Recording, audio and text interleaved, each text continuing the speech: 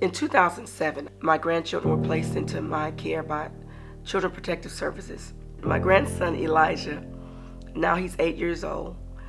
He's a very intelligent young man. He likes to build things, and he likes to take things apart to see how they work. My granddaughter Caitlin is just, the sky is the limit to her. She is now 6 years old, and she's just the most talented little girl you would ever want to meet. She loves new things. She's very daring, very outgoing, very friendly and loving. She loves life. My daughter had disappeared for a little while and started back in her drug behavior. In August 2009, she called me and asked me to allow the children to visit with her for a little while. And of course I did. About an hour later, I went back to her home and found that she had the children in an unsafe environment. I reached out to Children Protective Services thinking that they would help me. Instead, they made a nightmare. One thing that's really compelling about this civil rights case with Theresa Allen is that there were no valid accusations of any wrongdoing against these children by Theresa Allen. She was the one that called CPS into the situation. She was the one that removed the children from the dangerous situation. Later on that evening, my daughter did give me the children back. Unbeknown to me, Children Protective Services had not answered the call until 3 months later. I received a phone call from the investigator stating that she had overlooked the case, and in fear of losing her job, she would need to come and remove the children.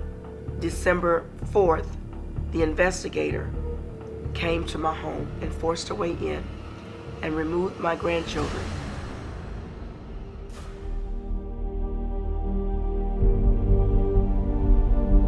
There was no imminent danger, there was no consent, my daughter was in rehab, and they did not have a court order. My grandson Elijah, I think he was 4 at the time, was placed on psychotropic medication because he wanted to come home. My granddaughter Caitlin began to suck her thumb and wet in the bed. They went through a whole lot. They had a court order for me not to have any visitation with my grandchildren. Children Protective Services had my grandchildren in their custody for 11 months.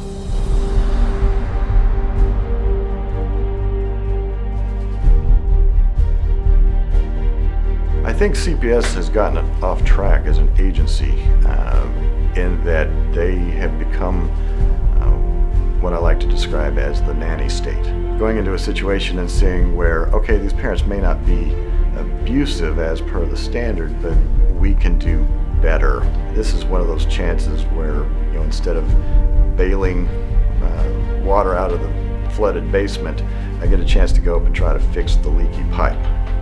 Had a real chance to go and make some good case law, hold some people accountable. We knew going in we were going to be limited to a certain point as to how we could prosecute this case. Tim Lambert stepped in after he heard what I was doing and offered financial help through the THSC. They are in Austin right now lobbying for changes in the law that will strengthen parental rights. They have targeted judges that are particularly bad when it comes to rulings on homeschooling and parental rights.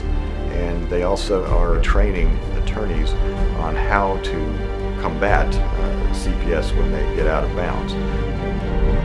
The message that I'd like to send out to the supporters of the coalition is don't take for granted the advantage that you have with homeschooling your children. Don't think that what happened to me can't happen to you. What I would say to parents that might ask, what can I do to make a difference? Is number one, educate yourself, be an active voter, and let your legislators know that you're watching, and let them know what you expect. A great way to be involved is to help fund organizations like the THSC that are fighting the good fight. You are blessed to be associated with such a great organization. Please get involved.